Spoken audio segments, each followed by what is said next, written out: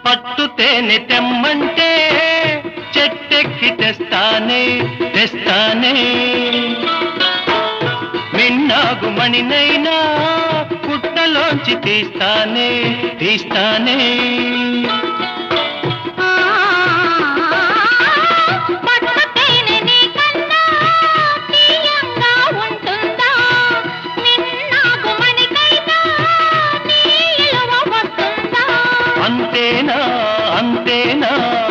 అవును.